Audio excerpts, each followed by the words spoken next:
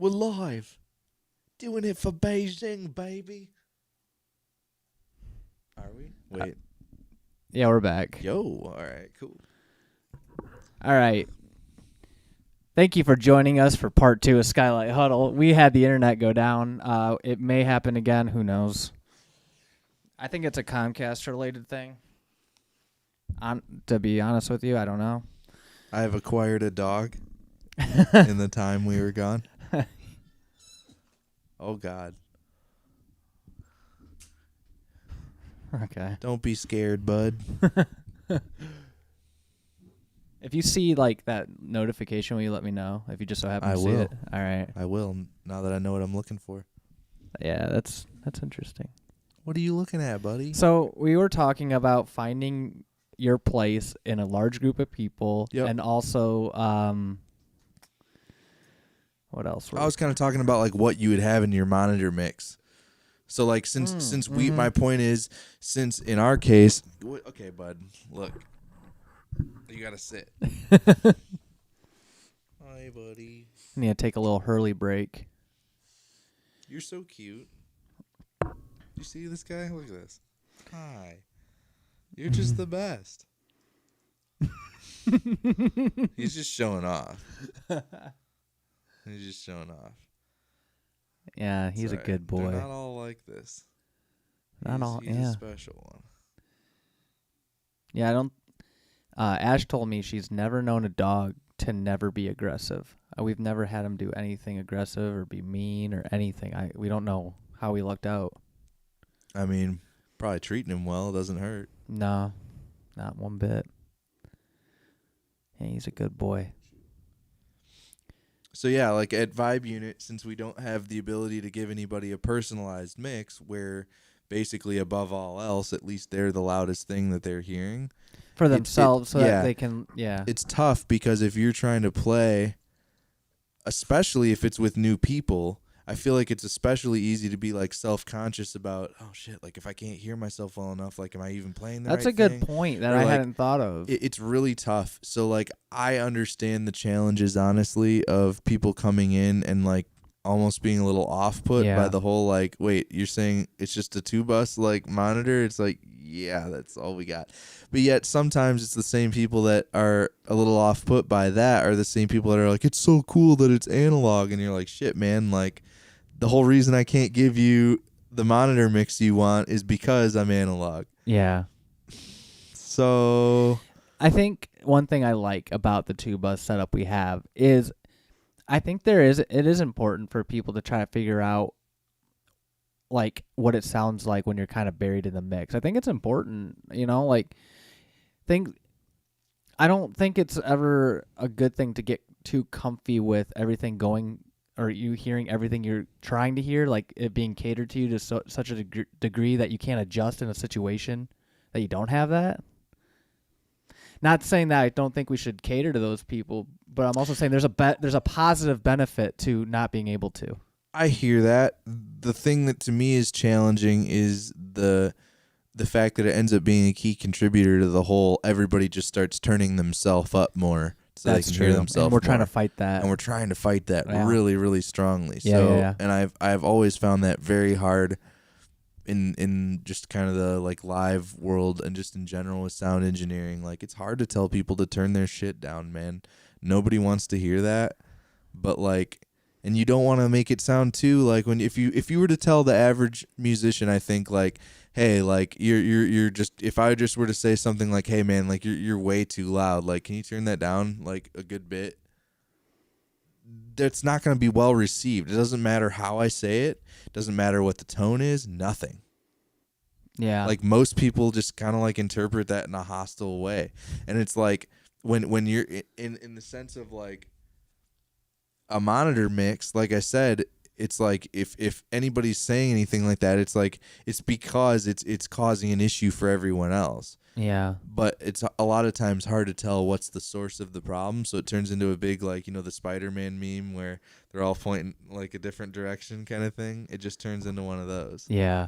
So I don't love that. Well, that's why I'm trying to, like, with my students, teach the idea that, like, don't be in a loudness competition, be in a competition to hear everyone else, because like that's what you should really be trying to do. If everyone individually had that's a great, like, that's honestly a way better and concise way to say kind of what I'm talking about.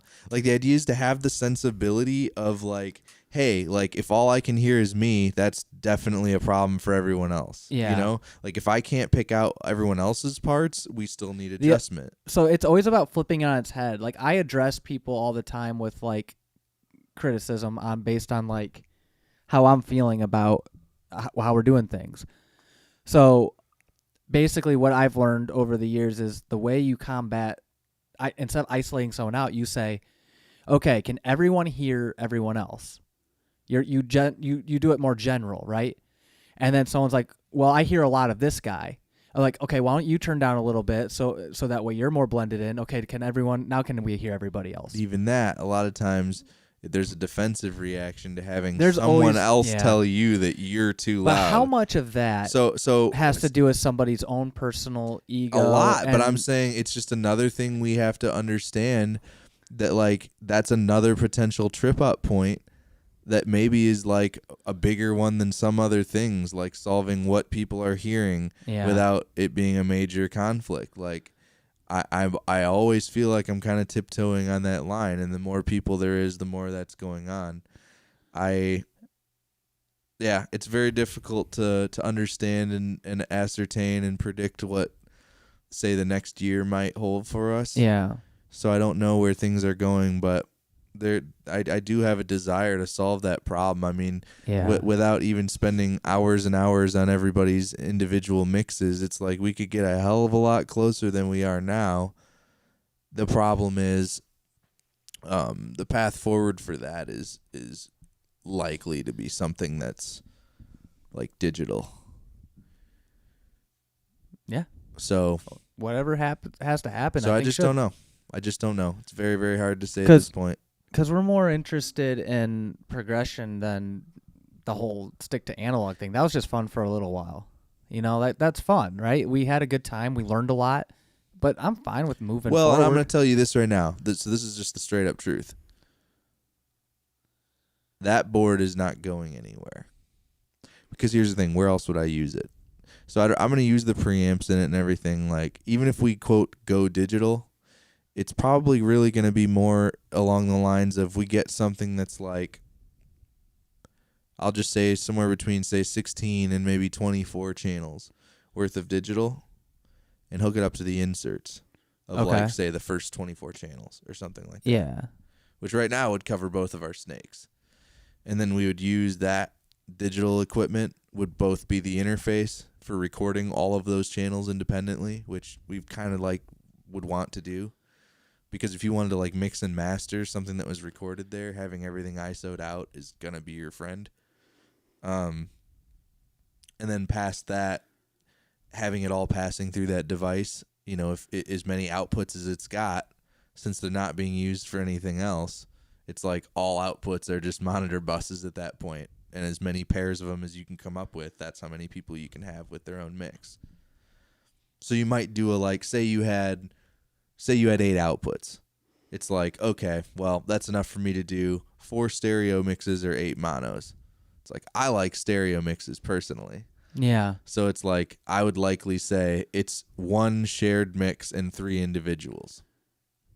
You get what I'm saying? Yeah. So it's like 3 people get their own and everybody else shares one.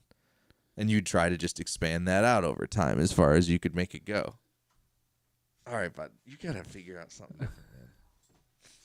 See ya. Thanks for visiting. Peace. So yeah, and to be fair, like in likely scenarios where we went that direction, something that had enough channels to have, say, 24 inputs or somewhere in that neighborhood, maybe even 32, like that level of inputs is gonna have at least probably half as many outputs as it's got inputs. Which, like, I'd love to be at a point where I have enough to do, say, 8 stereo mixes. That'd be amazing. But if I could only do 6, you know, like if I only had 12 outs, like that'd be fine with me.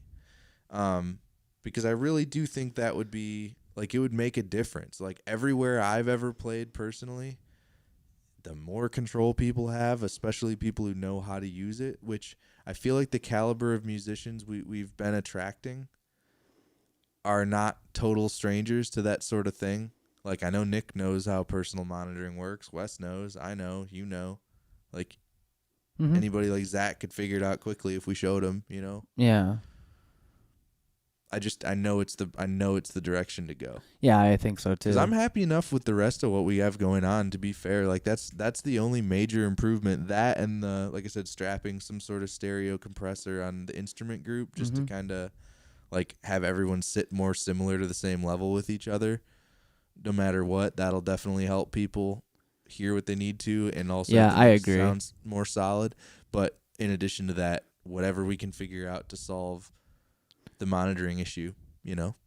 Yeah, because when you can, the loudness wars, like you were mentioning, like that's going to help combat that. It's also going to help people feel more confident in what they're playing. 100%. It's just the way to go. So I'm saying like that's why I'm saying that the early like short-term fix is like, I'll just get another stereo compressor. Yeah. Because that isn't a huge outlay or hard to connect in our scenario at all. And then, as time goes on, we'll figure out how to deal with the rest. But I think it will help even just to do that, even without changing a whole lot else. Yeah, and everyone having their own individual mix anyway is just, it's so nice because, like, right now it is true. Like, sometimes I'll be playing keys and they can get drowned out by, like, what I'm trying to hear in comparison to, like, the guitars, right? But, like, and then I'm told, well, you're really loud. I'm like, huh. Well, I must be like hitting the same frequencies as someone else. So that kind of drives me into like a different spot on the keyboard usually. But like if we all had in fairness, usually tends to be the correct adjustment, because like listening to it, when those moments happen and you kind of like figure out where you're trying to shift to or where you need to be to fill up, it's like it's the right spot. So well, like see, the sensibility towards it is correct. That is the thing that I believe is the valuable part of having the 2-bus mix for everybody. Just for that alone, helping people to, as a learning tool, to say, okay, where do you fit in the frequencies? Because what could happen is somebody could spend the entire session, a vibe unit, basically playing over top of another frequency and not even know, because they turn themselves up and someone else down. Now, I'm not saying that one's better than the other. I'm just saying there's different effects there. Like, right. You get different lessons out of it. And so it's like, I wouldn't prefer one over the other, but I think there's more benefits to having a personal monitor mix than there is without, because we've already like numbered them off, right? Like we already said, there's like 3 or 4 good reasons: the loudness wars, the being able to hear yourself so you feel confident. Like, that's really important for vocalists.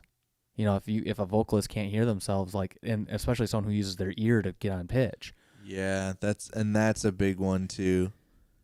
Which even in that case, it's like technically we could do like a mix plus style mix for like a couple of key positions, but the thing is like that it only helps us so much, because I can boost more vocal into the monitor mix without, quote, ruining the broadcast mix structure. Yeah. But like, I'll be honest, like when I'm playing the drums, do I really want the vocal that loud? Like, no, I just need to hear enough of it to know where we are in the song. Again, like I was saying. So again, what I would prefer in my monitor versus what sounds good for, consumption is completely in different ballparks.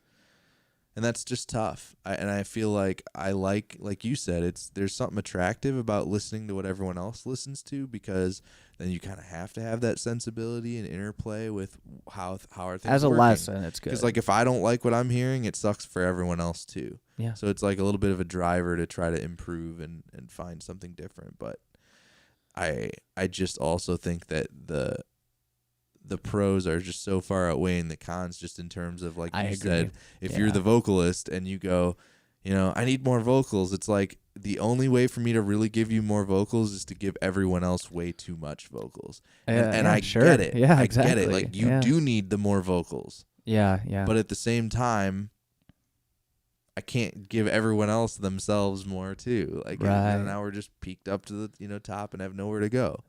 So it's a delicate thing, but it is going to require attention this next year. I would like to see, like, as we include more people, I'd like to see there be conversations about listening more and being more in tune to like what's going on and that kind of thing, just in general. Because I mean, this is any in any circumstances. It took me a long time. Like, you know, we grew up playing in churches and stuff, and there's a tendency sometimes to want to hear yourself more than anyone else. You know, that's definitely a thing that can happen.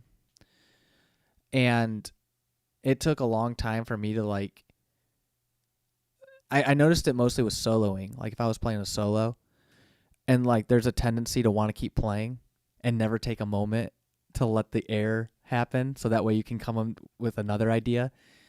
I was in high school when I figured that out. I was in a jazz band class and we'd each take turns doing a solo for jazz band, and the guitar would play a solo and then the drummer would do his thing, and we were just practicing making room for someone. And the criticism I got about my playing was I wouldn't stop moving. I would just constantly be playing. It was just constant noise, 16th, eighth, eighth notes and 16th notes constantly. And some of the good advice I got was take a moment and listen for a few chord changes. Listen for some rhythmic movement, and then try to like infer, take more time to listen. And I think that's like something like that's kind of stuck with me. And I don't know if it's something, I just want to have that conversation just in general, like how enjoyable it is to let the music breathe. I've been teaching it to my students. Like when you're soloing, you don't have to constantly be making noise. Sometimes the silent parts is part of the solo.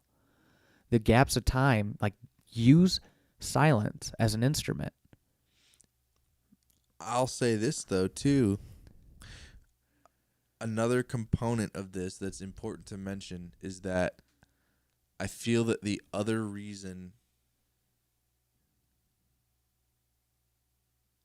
it would make a big difference to do personal monitors is because right now we don't have an operator sitting in front of that board. Very true. So I don't have, like, I've played before in situations where there were good operators to the point where I have had a monitor mix in my ears that was, we'll just say, very sparse. Like a lot of me, not a whole lot of everything else, other than the few key things I need in order to like play well. So like say when I'm playing like an ambient guitar thing and I'm up on the fretboard a little bit, and I'm playing like what ends up being like half or whole note type melodic licks. At the end of the day, you're right. The space between the notes, the way the decay works, the way that my dynamics work, that's the most important part. And the reason I can hear those things and play it the way I really think it should be played is because I'm louder than everything else. So I don't have to like feel like I need to play louder to hear myself. But the only reason it works is because I have this sense of trust that like the dude who's mixing what everyone else is hearing, like in terms of, we'll just say the rest of the world or the audience or whatever, however you want to look at it. I trust that that person is making the right calls in terms of knowing where I need to sit in the mix pyramid. So I know that as long as I'm playing in a way that's dynamic and is the correct part, someone else is going to set me in the mix the right way. Right. So I know I just need to focus on your part, play it as well as you possibly can.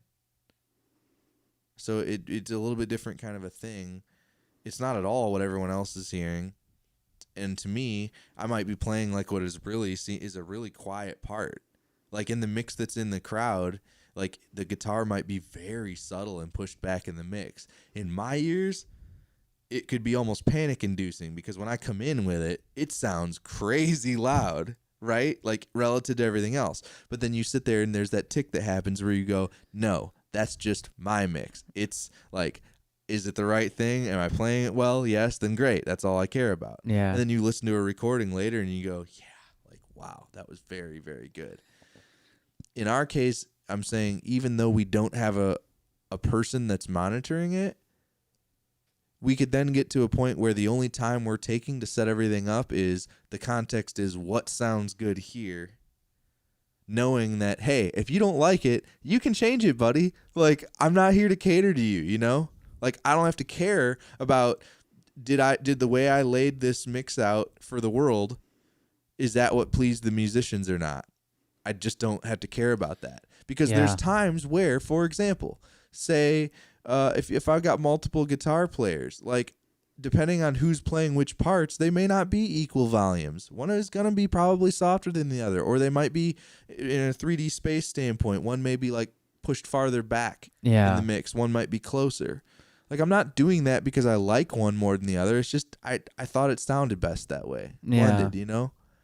So like, well, that's my point is, you don't though. have to then justify those decisions to everybody and be like, no, trust me, there's a reason I turned you down. It's like, I don't need to like make excuses for what was the right call sonically, because if you need something to sound a certain way to do well, that's on you. Go ahead and make the change. And also, go ahead and make the change knowing that there isn't this push-pull where, oh, man, like, I'd really liked a little more on me, but, like, I don't want to screw Mike over, like, you know, because he's sitting kind of where I'm at sonically, and I want him to have room to work. I think it's cool that you are courteous of all that stuff. I think, too, though, like, in my case, like, even during a session's vibe unit, you've been like, hey, Mike, keyboard's a little warm, like, hot, like, it's too loud. And I think that's probably due to our relationship. Like, I don't give a crap, dude.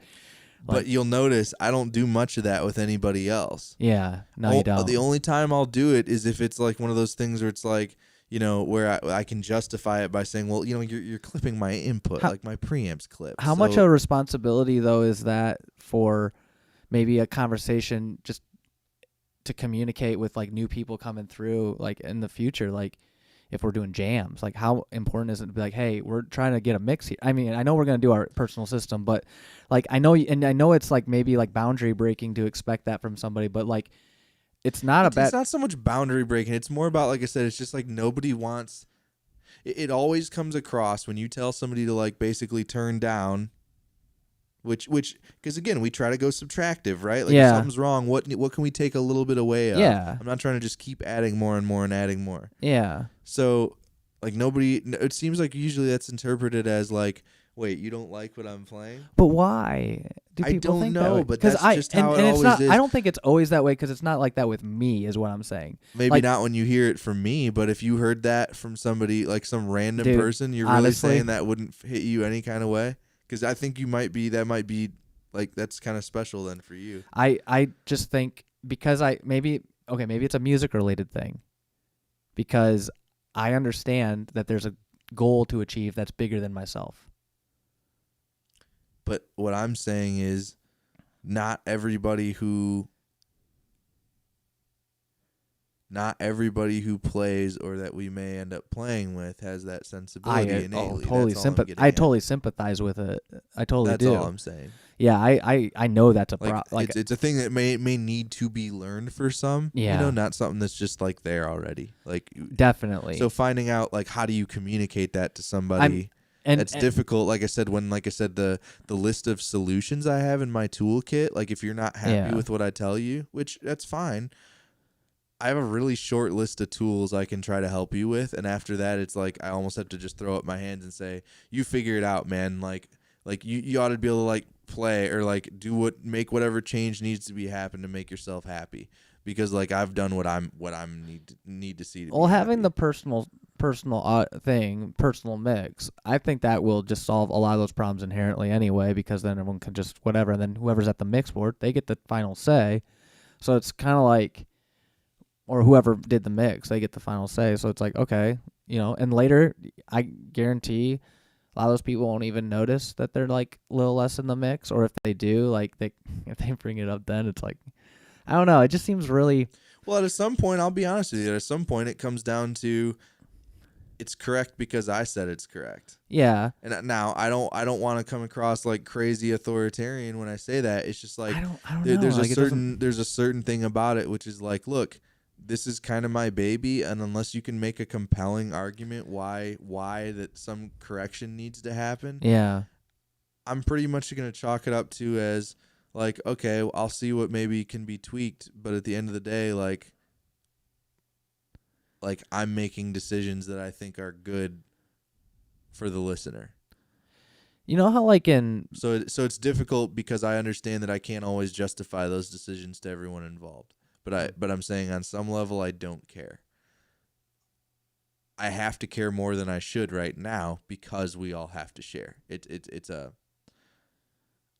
a social part of it that I'm saying if that was removed, it would be even. I think we could improve the sound even more. Yeah. Yeah, I think that's something that I just actively fight against, and I guess I encourage other people to do it too. The feelings of being slighted or all that, like try to like not assume that's the reason right away, because like sometimes I think that can be. I don't know if music's at the end goal of music is to sound cohesive. We're operating as a single organism. And yeah, someone's got to make a call here and there, and yeah, somebody's got to like lead a little bit and like decide on what's going to happen, and there could be like disagreements on that. But I think like to keep informed with like the idea that in that moment we're a single entity creating something in unison, a little bit of ego's got to be set in check. Well, in a sense, it's like part of it comes down to you have to just trust that, like, if someone's bringing an idea to the table or giving you feedback in the moment, that you just trust that the reason they're giving that is because they believe it serves the greater, like, overall picture, right? Like like you said, like the group, the unit, like we're trying to do this thing. Like, I think it would be better if, and they tell you a thing. It's like, I'm not telling you that because that's like my preference. Like, I'm here playing with the group just like you are. Yeah. I think that's what like overall we would benefit from. And I've been on both sides of that. I've been the guy to be unhappy about that kind of thing.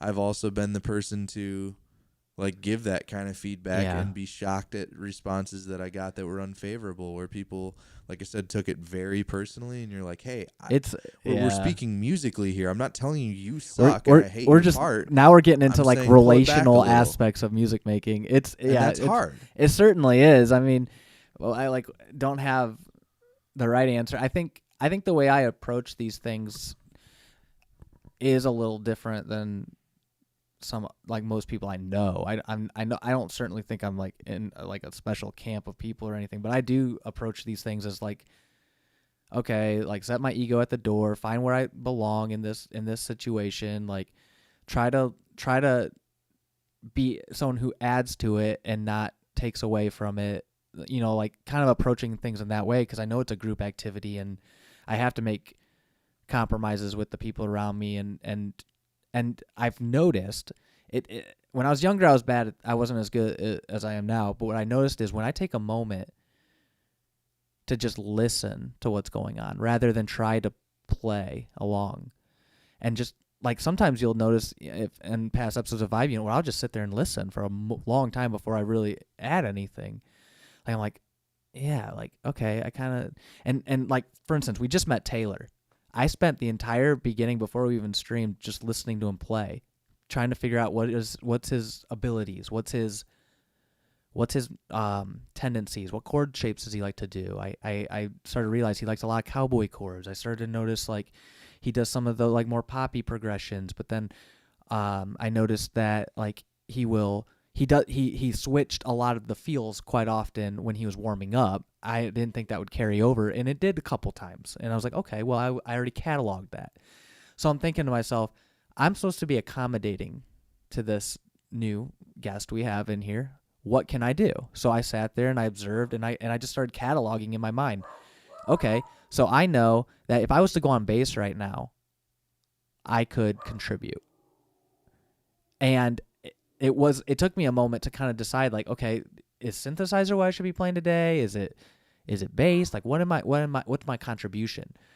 And then after I had that figured out more or less, I was like, okay, now I'm going to kind of like dip my toe into this. So I play I play a single bass note, just like whatever I perceive the root is. Okay, how does that sound? And I just go in real slow instead of coming in like unshapen and misformed, trying to fit, like shoehorn myself into this situation. I approach things very methodically and very like. Yeah, and then eventually you find out like where you just say like where the breaks are, and then you know what to do with it. I think that part of music making with people is what I enjoy the most. It's not the making the music that I enjoy. It's the figuring out where I fit in this context, because I can make music on my own all day, and I can make it sound good. I can have a really good time doing it. What do I not have most of the time? Well, it's other people. That is a new experience that I feel like it's important for me to set my ego aside for a moment, and I need to listen, because that's an experience that I can't have on my own.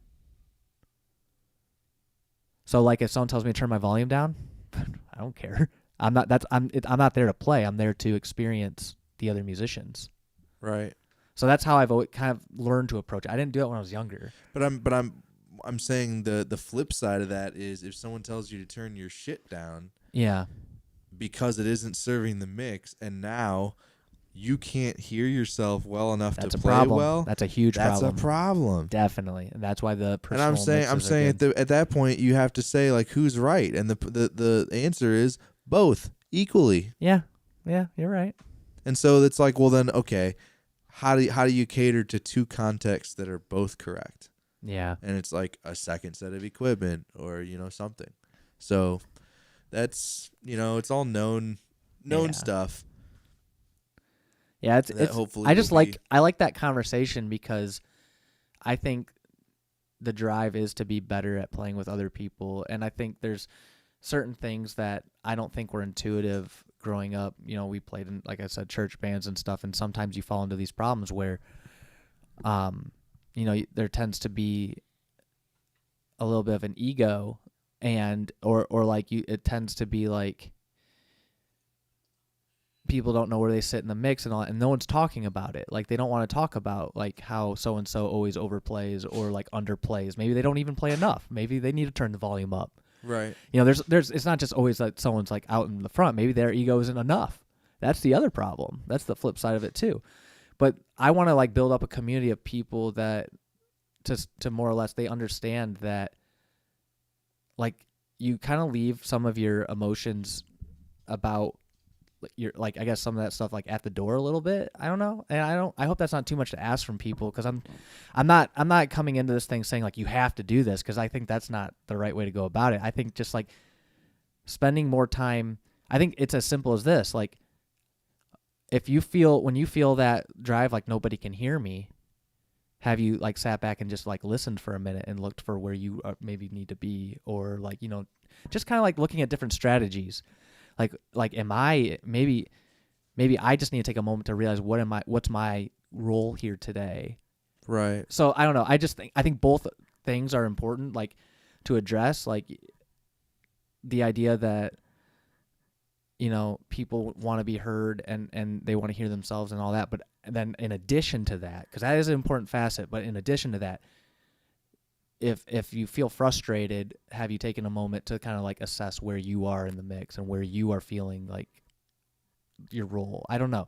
I just think it's like a healthy way to approach it. Or a little bit of kind of what I was saying too, like just maybe the emphasis needing to be on kind of teaching the subtractive approach. Like, hey, if you're feeling like you need more of yourself and all you can think of is there's not enough me, it's like, well, then maybe, like you said, taking the time to listen and say, well, if I can't hear myself, there must be too much of something else going on somewhere. Hey, that's actually a good point, yeah. And like you're saying, you ought to be able to, if we all were willing to walk in the door with the right kind of attitude, that means that everybody theoretically would be open to you saying, hey, man, like, I think we're having trouble because, and you can throw it out there like, I think keys are a little hot, Mike. And you go, oh, that's fine. You turn it down, but how's that?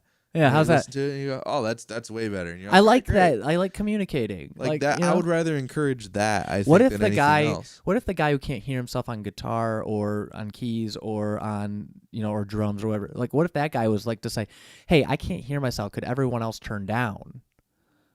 And instead of that, maybe that should be what we teach. Like instead of everybody like you turning up. Maybe it should. That's what I'm saying. Yeah, like subtractive. That's why I'm saying is because of what you said. Like that may be a better approach. I don't know. This is why I'm glad we're having this conversation, because I love figuring out tricks to prevent the mix from getting ruined without also affecting somebody negatively. Like if you can find a solution like that, I like that idea. It's like hey, I can't hear myself play keys. And like you and I, like, we'll have this conversation, like, hey, I can't hear myself play keys. Like, am I coming through the mix for you guys? Like, what are you hearing? I know sometimes I like to be the personal mix. Like, if I like to be a little hotter, because when you're doing synthesis, it's you want to hear some of those little nuanced sounds that could get drowned out just as you're dialing in tones.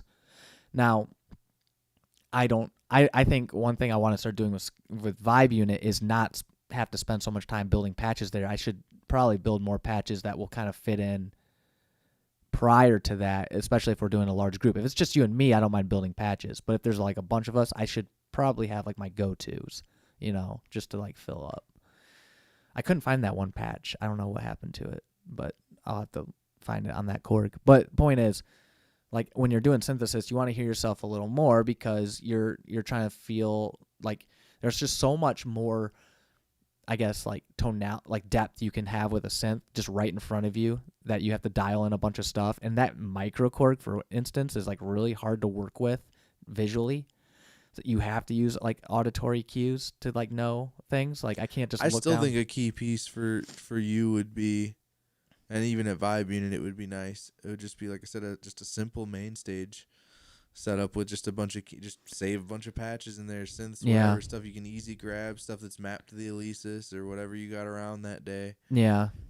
Just for that ability to be able to get between stuff or make those kinds of adjustments. But also, excuse me. Also, on the same side of that, I like the idea that we talked about in the past, having a Roland, like the Juno thing, just because I know that's going to give me all the sounds I want anyway, and it's just simple hardware. You know? That's true. I like the main stage approach, but what happens with me, because it is such an open box, open-ended thing, like, I can get lost in the weeds building stuff in there. Maybe that's an excuse, but... Well, the idea is you do that stuff beforehand. Right. The nice thing about that is anything you can build in Logic, you can build there. That's true. I already have a bunch of patches I can slide on over. That's my point.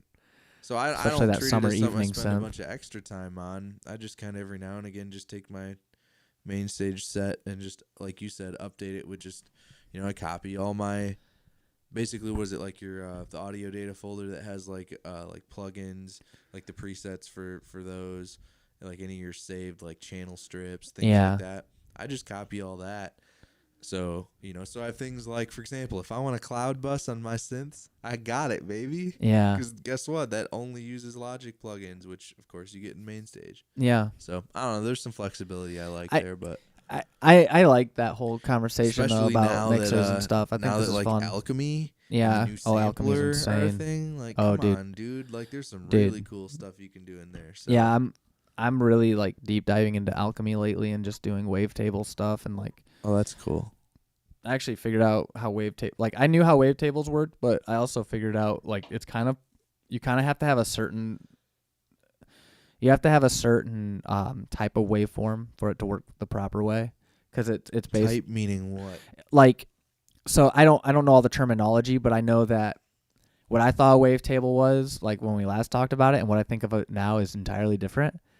So this is a little bit of like growth on my behalf. So I used to think that you could drop a sound in and then like kind of like get the features of that sound and like stretch it over time and stuff, but that's more what granular does. Okay. What wavetable is this guy invented this thing, I think back in the 80s. And again, I don't know all the terminology or the history entirely, but I finally figured out what it does.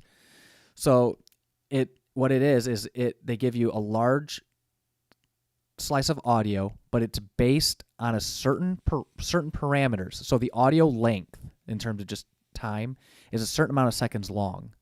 Right. And then what happens is every so many ticks, the waveform could change. So like you can start with a sine wave, and then on the other end of that audio slice you have a like square wave, for instance. Let's just as an example. Right. And then everything in between is going to be some kind of like variation of those two waveforms. Right. But when you record the audio for this stuff, they actually slice it up very mathematically, so that way as you pan across the wavetable or like across all those different sounds, you're getting variations of that sound. I'll show you on my tracker later. I know what it is because it's you have to have. It's based on math. Yeah, of course. Well, specific kind of math. It's bitwise math. Yeah. So it has to line up with like basically byte boundaries. Yes. Because you end up building tables basically in memory for matching values to sample values, and in order to do those, you're doing like summing would be like, for example, a bitwise and. So like if you're gonna and the contents of two tables together, the bit lengths have to match, or else exactly the logical math won't work. So it's really cool on the tracker, for instance. You can really see this visually. You select one of the wavetables, you set it to the wavetable preset, and then as you like pan across the spectrum, if you will, of like the position where like wherever you want to start the oscillation, you'll see it as you pan across that. You'll see the waveform change slowly and predictably. Yeah, because it's now summing a new bitwise value with the sample value, and so then that offset is just changing. Yeah. So it's a little more complicated to build it than like just dragging an audio slice, but that's what Granular is trying to achieve. Granular is about repitching without losing, like without timing problems where it's going faster. It's like repitching things where it's the same speed, so you can like, and then also it's about like looping little sections of audio and like rearranging audio and like smearing that across the spectrum, and with things like the kernel or the grains they call them. You can change different grain types where like you can have a trapezoid grain where like the audio will ramp up and ramp down at the end of each grain to kind of make it smoother, or you can do a square and it can sound really chunky and really like glitchy. Or you can that's more like dealing with like transients and that kind of thing. Transients is right. Yeah, exactly. And like what they noticed is when you split up, so we're talking about Granular now. When you have a large bit of audio for Granular, each grain you get to define how long you want down to milliseconds, and they'll slice up the entire audio spectrum with that, calling them grains, and however many you get. And then what they'll do, some of the more like, I guess, high efficiency granular synths, the more like elite versions of them, we can rearrange those grains and play them back in different orders. It'll swap everything around, and then you get to decide like the transients, how they like feed into each other, and that creates. I'm just realizing something. Yeah, which is that sort of synthesis, the math for it, is very related to the same kind of math you do when you're processing images. Oh. Without digging too deep into it, I'll just say that I'm very curious about what applications potentially like granular synthesis has for like being able to process things in parallel. Because typically like image processing is something that can be like split and divided in real time processed like by multiple like things in parallel. Like you handle this part, I'll handle this part, but our result arrives at the same time. Interesting, yeah. Basically like just a really good efficiency on a lot of these like low cost, low power chips. I'm just wondering what kind of synths we're going to see built given what kind of processing power is available and like even the chips that's in our like a smartphone, you know what I mean? That's true. Like think about the kind of synth power that might be available. I mean, dude, the polyend, an example. That is a showpiece of what can you do on embedded hardware. And I don't know what they're running or what it is. I'm sure it's probably not totally custom. I feel like there's got to be some kind of RTOS on there, but the point is, that's an example of what I'm talking about. All the audio's right off of Flash. I mean, it's like on a. But I'm saying we don't know. I don't know what CPUs and that, or how it all really functions. Whatever it is, it's gutless. It's like extremely gutless. But here's an example. Here's what I'm getting at. You know, people talk about things that GPUs are good at accelerating, and typically GPUs aren't good at audio tasks. But things related to granular synthesis, they might be very efficient at. Because you're in real time trying to do things like say, hey, you know, like for example, think about what if you're blurring a photo, what are you doing? You're taking clusters of pixels and you're averaging them to get a different math value result. Yeah. I mean, what is blurring audio? If we're talking in terms of granular synth, It's the same thing. You're like dividing up like some spectrum into a bunch of localized clusters of chunks, doing some math operation on them all, and spitting them all out at the exact same moment. Oh wow! So it's the same. It's a new waveform, but built out of the pieces that were in the original. Like, which I don't know. It's just a very interesting. Yeah, it's interesting to me. Speculate what that could do. Huh? Yeah. Now my mind is like swimming with ideas based around that. It's a very interesting like synth thing because, like I said, I feel like we don't see a lot of like hardware synths that do this, and I feel like the reason for that is because, you know, we're just like on the front end of seeing really what can be done with low power, low cost chips and building these sorts of synthesizers. I feel like you showed me a really cool one that's a modular. Which one was that? I don't know. It was some kind of granular synth. Oh yeah, I forgot what it was because I don't know much about modular yet. I mean, it was just mind blowing because I'm sitting here going, wait like a a minute, bit. It said like bit something like bit. I think it had bit in the name. But it was cool because I realized, wait a minute, this may be like the only one of these I've ever seen. You know. Curious what my dog's worried about. He's singing the song of his people. He's just letting us know. Oh, you tell him, buddy. You tell him. Hey, Hurley, come here, bud. Hurley. Hey, at least he's obedient. I'll tell you what. Hey, sit down, bud. What's wrong? You shouldn't be so stressed. What are you worked up about? Yeah. It's not healthy. We want you to live long and prosper. Yes. We don't need none of that stress in here. What are you worried about, buddy? I always tell him when a dog's walking by and he'll start whining for the dog. I'm like, dude, that's no way to make friends. Yeah. No one's gonna be receptive to that. You gotta play it cool, dude. Like, do this, man. This will make you stand out, bud. Yeah. We'll see how friendly you are. All his winter hair just flying off. I vacuum in here like twice a week. Right. He just lounges on the carpet. This carpet's like Velcro. Literally for stuff like that. Yeah. But anyway, okay, so what I got out of today's conversation is like personal mixes might be coming down the pipe. Hopefully within the year, we'll see what happens.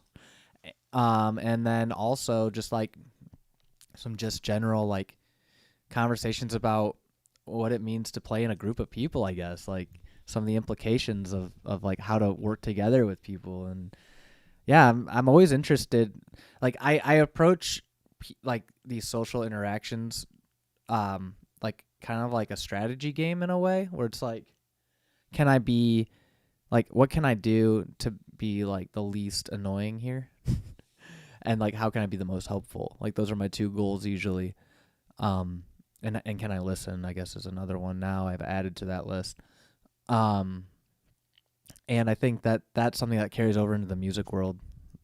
I mean, playing music is like having a conversation with instruments, and it's all about making space. I mean, just like a conversation's harder to have with, 4 people than 2. I mean, the same kind of challenges, I guess, exist musically and figuring out how do you know when to talk and when not to. I mean, that's hard. It definitely really is. Hard. So, and it takes time, and I think like some of the early days with playing with new people, as we're gonna see, it might be a long time before. I mean, we already play well together, which is really cool. But it might be a while before we're like intuitive with what each other's doing, because I'm not there yet with Zach and Taylor. I mean, I just learned about them and what their interests are. You guys are all more into metal than me, but I think I figured out a way I can contribute to that. Taylor seems to be more into like it's very interesting because it's 2 different things. We have something in common, I think, that's like a little bit different style of music maybe than even like Zach and I maybe have in common. Zach and I like very like he's influenced. We were talking about it earlier today. He's influenced by a lot of older music because it's what he grew up listening to, and so it has like I've noticed this with a lot of people.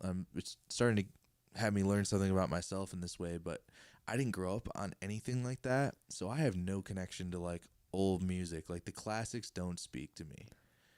So I came into a world where like we'll just say Pro Tools was already a thing. So like I don't appreciate when I hear something that I'm like, this sounds almost unfinished to me, I guess.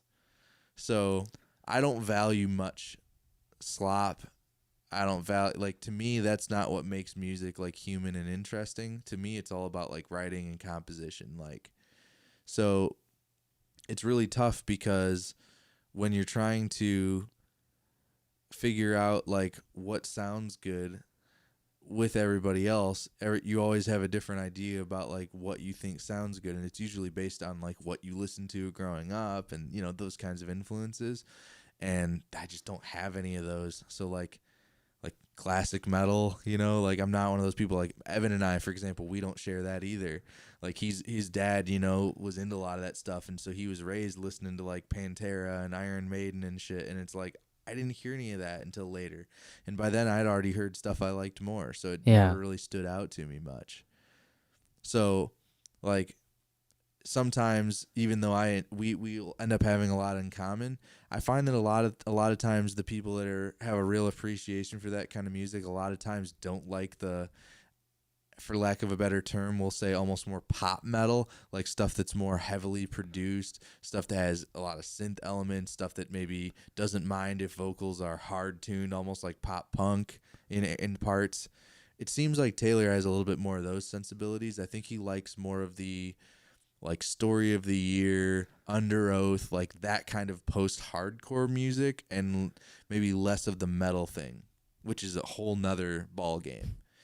And when I'm a lot of the stuff that I'm playing, I feel like falls into more of that category than more like the prog metal side of things. So I'm very, very interested to see, you know, how he writes and what are his sensibilities with that, because it seems to be a little bit different yet. Yeah. I guess what I'm saying is don't pigeonhole it all as we're just all into metal. It seems like we all have a very different idea of what, even in that family of things, like we have very different tastes, it seems. Like it seems like Taylor's very into like he's into like tap parts, and he knows scales, and he knows a lot of the stuff that I love in music. Yeah. Whereas like Zach's more impressed by like arpeggios and like pick work that's very clean. You get what I'm saying? Yeah.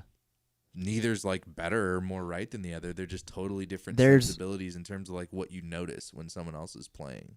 You know, that you notice the stuff that you like more, I guess. There's a lot of ignorance for metal for me still.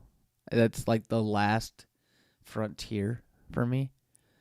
I learned about some of the metal bands you're interested in over the last year, and I just recently even had the nerve to ask someone, well, what is progressive metal really? Like, what is like the defining quality? And this person explained to me that it's music that is kind of like has motifs, right? It has movements, and it's always progressing. It's always going somewhere. And so like I'm learning about metal all the time. So right now for me, when I think of like metal, I got this really blurry image in front of me, and it's all the same. So you don't have like the categories. There's no resolution yet. Yep, I hear that. So like, and I'm willing to like learn that, even though I'm not really. There's some metal I've noticed that like you've shown me that I'm like, oh, this is really, really cool, and then there's some I'm just like, I don't know, and I don't know how to qualify what is like. Maybe I'm interested in a type of metal I haven't found yet that I'd like to just deep dive into. But what I think is the unifying factor in all metal is it's about like, at least most of the metal you've shown me and I've heard from other people, it's about accuracy, and it's about tone, and it's about like being tight.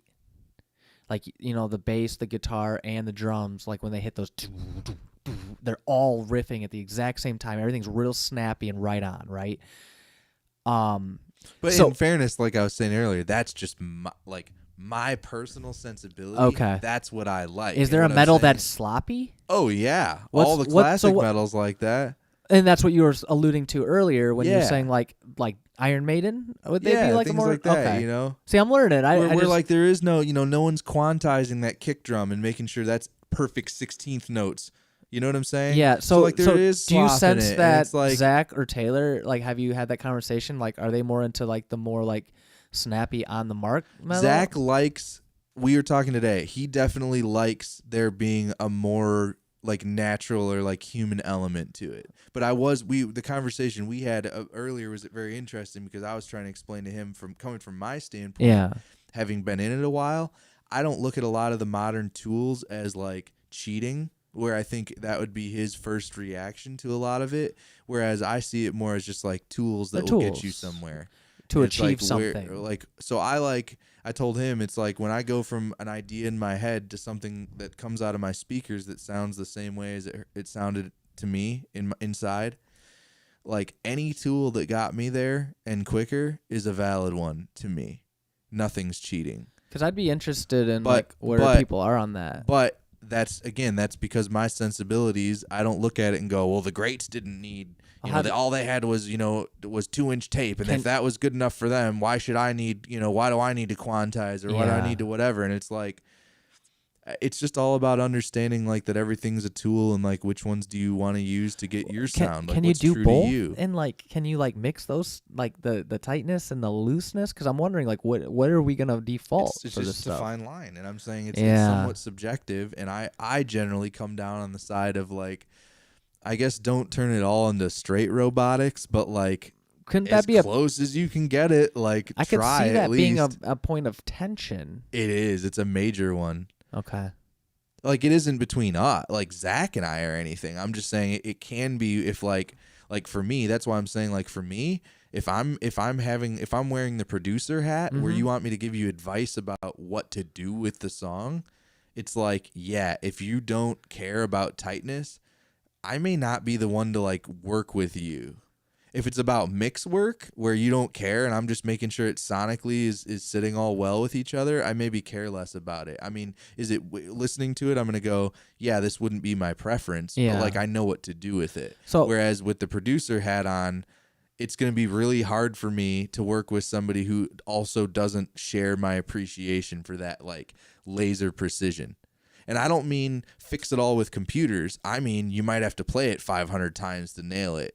But if we agree that like it only sounds good if it's right on the money, we're gonna have to work really hard to get that result. But to me, that's worth it. There's no like good enough. It just I can't. To me, I can't rest yet. So I have a question then. Yeah. So in terms of like, let's say we were in a metal band, okay?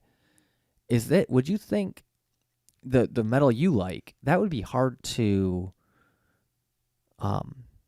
jam like without any pre-understanding of where things are headed, right?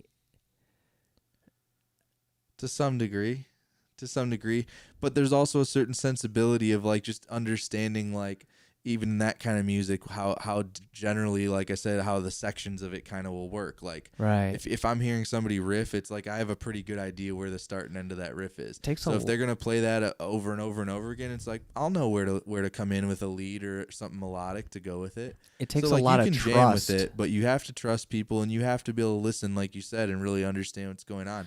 Especially in music like that, where like maybe nothing's giving you away, like what key are we in or whatever. So your choice of notes really matters. You know, I would say that's like expert level improvisation. Kinda, yeah. Like I would say that's like that would be like a master's achievement, right? Because if you can play along with people and infer, I think it would come with like understanding who you're playing with to some degree. Like I think it would come with time and like understanding like the genre intuitively and like knowing where people are going. And so like for a bunch of people to come together and just want to play metal and like if they've never done it before, it could be tough. I feel like it takes more communication. It has to be the kind of thing where you're willing to like listen to your buddy play that riff 5-6 times in a loop when you're not even playing, nobody's doing shit, you're just listening to them, at a point where you go, okay, like what if I did something like this along with it? And you just strategically will maybe add, okay, what happens if we add guitar over the top of that? It's like, well, what's the other one doing? And you try some things, and when you're sure that those are glued together and y'all can play it the same way every time you loop over it, then maybe you look at the next piece and you go, what could a bass lick be doing here that makes sense or whatever? It just takes more like being sure that everybody's locked in, like, yeah, that's the part I'm going to play every time. So I have another question. I wonder. And that's why a lot of these artists that play a lot of this music, a lot of it starts with someone writing, where they're actually writing most of the parts, and then they share it with their buddies or bandmates, and everybody just kind of like takes the demo part and like interprets it into something that's similar or nearly identical, but with their flavor on it, But there's a map. But there's kind of a map, yeah. So the other question I have then. So it's like then if everybody practiced to the demo, yeah, it's like, yeah, when you get together to jam it or whatever, it's maybe it's gonna need tightening or whatever, but you'll generally be in the neighborhood because everybody had the same reference going in. Gotcha. So what does someone who like, okay, so here's the question. I just lost it for a second, but I got it back.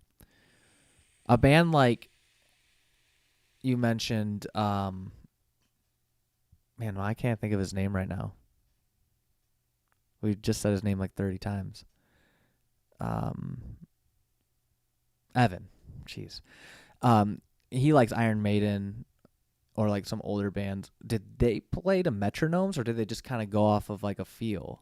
Nah, bro. All those old bands just had drummers that were close enough. Okay. Which, in that sense, like, I do appreciate it. Like, I do understand it, where it's like, yeah, man, I'm impressed that, like, there's probably, if you were to, like, analyze it with computers, it's like the BPM drift over the whole song probably is only a couple. And that's impressive because I can't say I could do that. Yeah. At the same time, I still don't think that's as pleasurable to listen to as like somebody who played it to a click and it was already like so close it would have been fine and then got nudged a little bit extra to just lock it right in place. Like, I'm never going to complain about that, and I'm never going to call that cheating. Yeah. Then so I don't know. Then okay, so then that might be something worth, like, if we do any kind of metal related thing with these guys, we need to start setting these parameters because these are parameters that, like, it's that or that. I will tell you this though. I know that even though some of the tools and tricks can be scary to somebody who hasn't used a lot of that stuff before, I also think that, like, it's not like I'm not trying to portray it as like these people want the music to be intentionally sloppy. I'm just saying, like, the idea behind it is more the idea of, like, if the people that I idolize and emulate didn't need this, like, it feels like a crutch. And what I'm saying that's what their is, perspective is. Yes, and I'm saying it's very hard for me to understand that perspective because I reverse engineered music. I didn't come in as a music listener who then figured out how to do music. I was doing music before I had really even took in a lot of it. Yeah. To be honest, so like nothing ever approached me really as much other than just a tool. So you don't feel any certain way about it at all? Not really. But you do have certain feelings towards playing without it. Yeah. It feels like probably the same way as, like, riding in a car and someone else is driving. It's like, I don't mind because I know we're still going to get there and it's cool. Yeah. It's just like I feel a little bit out of control of the situation. Like, so again, it really does come down to, like, communication. Like, are we going to use a BPM counter or not? Who's going to win that, that conversation? Well, I'm not saying like that anybody, like, nobody I know is going to say something like as silly as, I'm so good I don't need a click. We're not dealing with those sorts of, like, it's usually I just don't people. like a click and I can't stay on it. More of it is probably about the kind of thing where, like, I would probably be the kind of person to say I'll quantize or I'm willing to fix that one pitch that's wrong. Yeah. And somebody else would go, that kind of feels like a lie. Maybe we shouldn't do that. Right? Right. And that's fine. They're both valid approaches. Yeah. It just is all about what do you like. Exactly. The way I explained it too is there's a math component as well, which is as it pertains to metal music, as the BPMs get faster, the less tolerance there is for you to be a little off and have it be acceptable and not noticeable and run everything off the rails. Yeah. So, you might be able to get away with murder at 140 with a simple kind of laid back riff, where if I'm a little bit off in my rhythm, it's not throwing anything off. Like, you're still feeling right in the pocket. Right. But if we're running up to a 180, 200 BPM riff, I regularly write shit that's in the 200s, 210s even. Oh, no way. Region. Granted, they're the rhythms they aren't, you're not playing, You're not eighth playing notes, 16th notes, yeah, right? 16 notes. But I'm just saying they're up in those ranges. So if you're doing a kick pattern where you're playing 16ths at 200 BPM, which you might be in certain parts, it's like a 30 second note and 100. If there's a 64th of variance, that isn't much, but you will notice the difference of it being the 64th off or not. Isn't that kind of cool? Like that you can make, like you can hear that difference. That's cool. I like that. But I'm saying the faster you go, the more noticeable the slop is. Well, that's like part of the charm of it, right? Like that so tight. Like that's part. I sense that's what you like about it. It is what I like. So I'm saying it's like a machine. Then. It's operating right. Yep, man. Everything's lined up. Everything's correct. Everything's perfect. I understand that. I totally understand that. But my point is, like, it's more about the fact that to me it would just be very distracting to listen to something that is that fast and that level of precision that wasn't clean enough for me to pick all those pieces out. I want to hear it all, exactly. Yeah. So it's really just more about my sensibilities as a listener. I'm just glad that like your approach to it is that more so is like what does it achieve rather than like whether it's good or bad, because like I think that was what I heard a lot of people say a lot of times, like in all kinds of music, like that's bad and that's good. It's like, well, I think the conversation should be more like, well, what is it actually?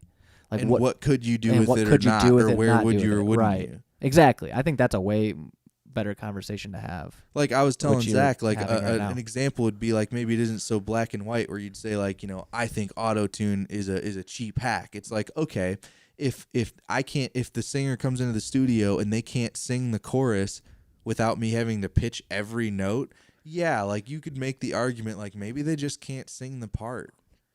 There's certain genres of music where just fixing it and letting it out the door would be totally acceptable and everyone will love it and that's fine. That's where that threshold is. Yeah. There's other places where I would just go, I don't think it's ready. Like, I don't think you can sing it yet. Maybe we need more warm-ups. Maybe we need to change the part. Maybe the notes need to change. Yeah. But, like, it just depends on the sensibilities of everyone working on the project. And we're in a time now where you can be whatever you want to be in a song. Like, well, here's what I'm getting at, be marketable. Right? If I have to, if there's, say, like, there's a part at the end where, there's, say, like, a walk-up, like, 3-note thing where it's, like, the first 2 notes are pretty much right on pitch, but maybe this song was, like, right at the top end of the singer's range. And so when they get up to that high part where they're, like, kind of belting out that top note, maybe they're just a little flat. It's like, you're not going to tell me, well, they couldn't sing the part because I had to nudge that note by 5 cents. That wouldn't be a fair assessment, right? Because, like, if they did that live, you're not going to sit there and go, this fucking sucks because he missed it by 5 cents. But if he couldn't hit any of the pitches throughout that whole section, like, yeah, you'd be like, yeah, I think this guy kind of sucks at singing, right? So you have to understand the difference between, like, what's like a tool and a fix and like just the right thing for the right job versus I've leaned so heavily into these tools that, like, without them, I couldn't really produce anything pleasurable. And I was like, it all comes down to, like, genre and the sensibilities of, like, what people are looking for. I was like, there's certain genres, like you talk about hyperpop a lot, right? Yeah. And it's like, there's certain genres where, like, you're supposed to lean into fucking up the audio. That might be the whole thing. Like the and whole it might thing. not sound great to everybody, but, like, that's not the point. The point is that was the artistic interpretation. Exactly. Yeah. So it's like knowing where it's okay to apply those things without it seeming like the cheat. Yeah. That's important. And I was mentioning earlier, like, we don't live in a time where, like, you have to go through a studio anymore, and, like, those studios were trying to make money, so they'd have to pick things that were marketable and things that you could put out there. Nowadays, you can self-release. It's why we've seen an influx in so much music and so many different styles, and things are changing quickly because there's no gatekeeper on terms of what the listener and the artist are creating. So, like, I think that hyper pop and, like, intentionally screwing things up, or, like, like, you can have your own type of metal without having to worry about, like, like, well, everyone's metal today is on, so you have to do it that way or else it's not going to be marketable. Now you can be sloppy or you can be on. It doesn't matter. There's a crowd for everybody. You'll find your audience. Here's an interesting piece of it too, and this is the thing I was really trying to nail home with him, and it's something I've really only come across, I think, in the last year or so, if I'm being totally honest about it, with myself and really everybody. It's like, because I'm not great at it in isolation, the writing and composition process of a project sometimes, I was never willing to put the weight on it that it deserves in terms of how important is it to the whole process because of how bad I was at it. Like, I would lean into every other piece because it's like, well, certainly no one will care that the song isn't that great if it just sounds killer. Yeah. That's true, but to a very, very limited extent. Mm. So as time has gone on, there is an argument to be made. Like Zach made this point. He's like, I don't want to just be another, 5150 band. And really what he's getting at with that kind of a statement, and that's not exactly what he said, but that's a paraphrase. The idea being like, look, every metal band that's coming out, it's like they're using basically the same drum samples, roughly. They're all playing through PV 5150s or EVH 5150s. Like, they all kind of sound the same. And it's like, okay, I kind of feel you. But like, you think about it and you go, if I had an actual EVH 5150 in front of me and I just moved that mid-range knob, like 2 positions on the clock dial, that'd be a major, major change. Mm-hmm. Like, you'd notice that in the mix drastically. Totally. So it's like, you can't just tell me that just because they're all playing through the same amps, they all sound the same. It's like, if they all chose to not switch it up at all, that's on them. Like, the palette wasn't the problem. Like, So I was like, it starts to come down to a point where you're right. Like, it kind of does all sound the same and all that. But it's like, then it comes down to, well, if you're not going to stick out, like you said, like studios would pick what was marketable or whatever was going to work. And it's like, well, if you don't have to make the decision just solely based on that anymore, the whole sensibilities about what you choose to use or not use change, like, totally. Completely. Yeah. And in a situation where, like, you're just kind of off in la la land making your own music to suit you and what you think sounds good, like, you realize that it's kind of like I've said, when you replace bits of your kit, like, say you get that good mic or that good interface or your guitar's finally all right for the first time ever, and you're like, shit, like, I can't blame that if the song sucks anymore. Right. And we're at a point now where nobody, even the person in their bedroom playing around, like, they don't have any excuses if it sucks either. It's not the tools at all. Yeah, so we value writing more. And so I'm saying, because of that, I feel the same way with metal. It's like, yeah, because it's no secret to how do you get super tight, crunchy 5150 style tone? How do you get that scooped mid bass tone? How do you get, like, these are all known problems that are solved. It's like, well, so how do you really stand out? It's like, it's not going to be because no one's ever heard a metal sound for guitars like that before. Right. It's going to be because they've never heard that rhythm in a riff before, or they've never heard that harmonic, or they've never heard change in that weird fill, or that crazy change, or that weird modulation. They're like, whoa, what did they do there? It frees you up to be innovative. That's what I told him. I was like, I almost feel like it's more freeing that the tools have become so ubiquitous that you just click twice and your playing sounds the same as your favorite metal record. We talk about that all the time. It takes away the friction of what it takes to get an idea from your brain to a shareable thing, a shareable experience. And it comes down to, like, people are less noticeable. It's less noticeable small sonic changes. Like I said, would I notice that mid-range knob being moved? Yeah. Would the average person? Maybe, maybe not. Like, if you compared the two, they would notice. But they're not going to tell you, I don't like that song because of that. They're probably going to like or not like the song because of the way it was written, Mm-hmm. Are the parts good? Did it carry me somewhere? Did it rise and fall in a way that I vibed with and I felt like I was along for the ride, Like, that's the stuff that people remember. They're not usually very clued into those kinds of things. So it makes me want to hone that in so much more. It's like, because if you get the writing and the composition correct, like, that's the place that you have the room to be creative and unique and different and your own. Like, because nobody, like, you can make a plugin for any kind of sound. You can't make a plugin that writes the song for you. That's right. So in a sense, you could argue that's like the only human element left. The only way for you to really stand out. Like, you're not going to all of a sudden be like, oh my God, I've never heard a mix that clean before. Plenty of people are doing clean mixes, or plenty of people are doing this or that. It's like, what are you doing that's different? It's like the writing and composition is almost all that's left. And so, like, lean into that more. Like, that's what I need to do. I should practice writing more. Some of the stuff that you wrote when you were just practicing writing is still some of my favorite stuff I've ever heard, just because I like it. It worked. Yeah, thank you. You weren't really trying, like, to do anything specific, but it turned out it worked. And so my point is, if I were to do that more, it's like, You know, if only like 5% of the right? ideas were good, that'd still be better than 0 ideas. So that's a point of like challenging for myself. I think I need to really push cool, myself and to try. I would love to see what you come up with through that mindset. That's really nice. Because I'm honestly bored with the Sonics in a way. Like because I don't have any there's no doubt in my mind that if I thought of it, I could definitely achieve it. It's like that isn't going to make the song better. Yeah. It's just going to sound better, and anybody could have done that. If our friend group, our musician friends, decide to do some kind of metal related thing, I have done some diving into understanding certain arpeggiations and understanding something. I wouldn't necessarily want to play along with that stuff. Like, I don't think that interests me, but I will tell you what I will do.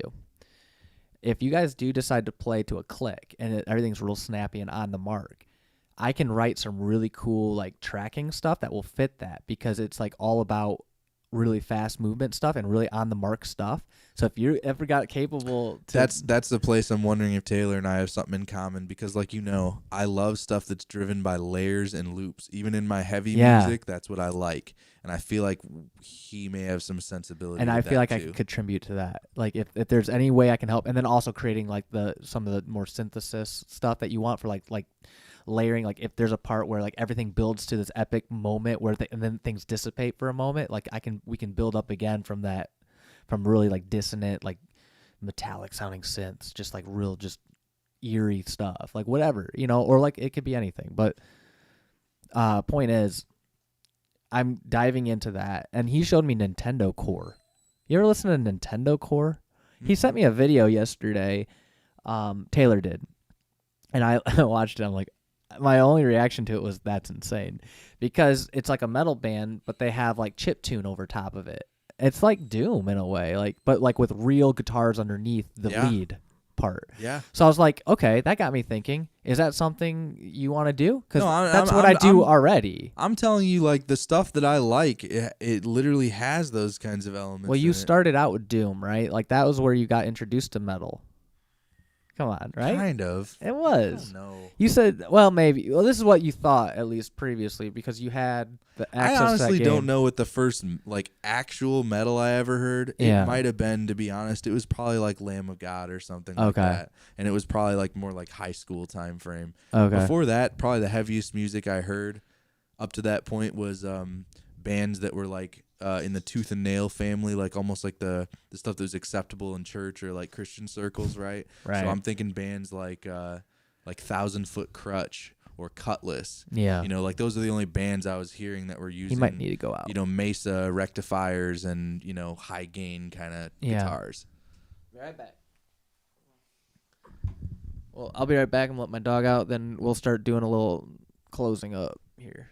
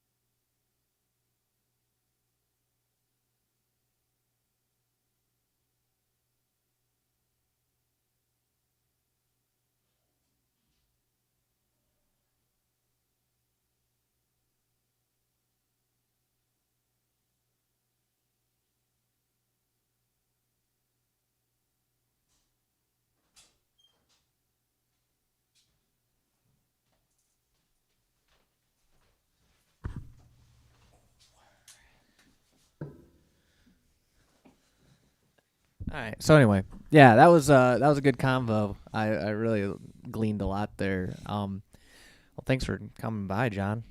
Yeah. It's always a pleasure. Yeah. Do you? I was curious. Do you have? Do you know like roughly what time frame in the year you started? This? Because like yeah. Probably Skylight. July, maybe. July? Maybe. Okay. I mean, this is session 30. Okay. So that's and I did a few like early on. I did like a few throughout the week just to kind of like hone in, and then I've been intending to get back to doing multiple sessions, but it'll be probably after Christmas that I really get into that. I'm gonna invite some more people through too, and maybe do multiple sessions because I still want to ask that question, like where did your music interest begin? I think that's so fascinating. Like we've had that conversation before, like kind of just alluded to it just now. Like, you know, you listen to some of those bands you mentioned, the 1,000 Foot Crutch and Tooth and Nail Sounds, and then Lamb of God. Well, truth be told, the first music I think I chose to listen to like religiously was actually the Chariots of Fire soundtrack. See, you started out with progressive in a way. In a way, so you know like what I mean? That's what I'm saying. Like I've always liked very so that's like cinematic, home. very very like epic. And when we get into like writing stuff on Vibe Unit, I notice we do a very cinematic sort of feel. And we've talked about getting into that market because of that. Dude, absolutely. We should save that conversation for like the next time we're needing something to talk about, and like actually have that conversation about just early interest in music. I'd be more. I want to like spend time getting to know what all my guests like, and then maybe on my own I can do my own sort of thing, like explaining like where I came from with. Or if you have like, or if you have a set of prompts of somewhat that you've come up with, like you could give that to like a guest and have them kind of hit you and with hit the me same back. thing. Yeah, obviously you know what it was beforehand, right? You of course, be prepared, but that way you could have your format kind of match the same as everyone else's. Because I think that's a topic that you could have with not just musicians but anybody that is interested in music. And I have a lot of friends who have like they know I do podcasting and they want to come over and see what this is all about. But I haven't gotten back with, like, I haven't really said, okay, let's do it now, because I haven't been ready for that conversation yet, and I've been so busy. But I think we might put that here on Skylight Huddle, that conversation with some of those guys and girls that are just interested in that combo. Well, and if you're potentially leaning into speaking to folks that are maybe only like tangentially related to like the music scene, maybe they're just fans, like they just enjoy listening and that's the extent of it, maybe they go to shows or whatever. Yeah. It's like that's maybe sometimes interesting to get some sort of pulse on that as well. Yeah. Like, hey, like, okay, so maybe you don't play or record or write. It's like, so then you ask maybe about some of the initial like origin story kind of stuff about like, well, how did you get into like what music did you listen to growing up, or like what kind of shaped your taste and interest there. But then there's also a component of like, okay, so now at this point, given whatever context you have, like, you know what you like, generally. I mean, most people do by the point where our age, like I definitely know what I like musically. Then you start to get into other things like, well, it's not just about what you hear. There's an experiential component to music that similar to like we feel something if we play music together. Yeah. People who enjoy just listening or consuming it, there's a camaraderie in shows Absolutely. and festivals and things like that too. So it's like, okay, well, like maybe you might ask somebody like, what's your favorite instrument or something like things like that, where you could ask a similar thing like, what's your favorite show you were Here's ever a good at? question. And like, maybe why? Here's a good question. And you might find ask. out some of the answers are more things like, oh, because this crazy shit happened with my buddies, where it's like, well, it turns out some of the experience that happened because of the music and wasn't even really music stuck with you and made you remember the music. Yeah, so that's interesting. One question I like to ask, because it's always different and fascinates me, when you listen to music, what part stands out to you? Because for me, it was melody and lyrics. I got into that. Some people say I just like the beat. Some people say, I really like the guitar sounds. Everybody like picks out different parts of it. And like I'll ask Ash, I'll say, what do you hear? She's like, well, I hear the melody. I'm like, do you hear what they're saying or singing about? She's like, I don't even notice the words. I don't even know what they're talking about. So it's like everyone, and I've been so in tune with the words. It's like, well, that's weird to me. So it makes sense why I like angsty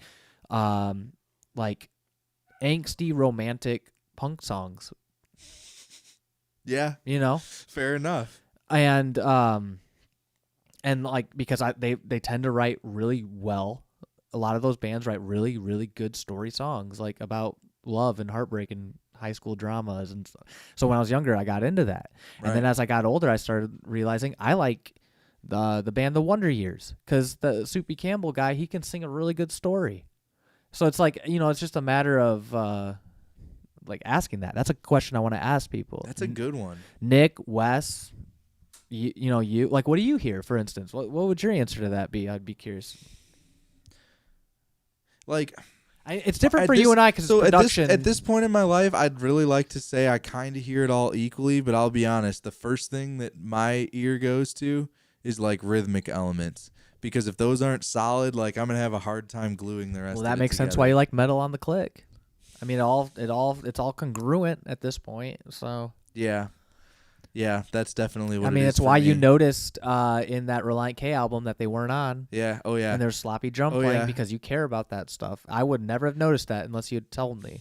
But I'll also tell you this though, if we're talking about just like if I was just listening to standard like pop or like rock song or whatever, I would say this. The thing that's like speaking to me the most is like, what's happening with kick and snare, which is really why I think I enjoy playing drums, even though I don't think I'm that good at it, because like I'm so interested and concerned with like that part feeling okay, that it's like I'll cover that if no one else will. Like maybe not as good as someone else, but it has to be there and it has to feel okay, like, or else nothing else is gonna work.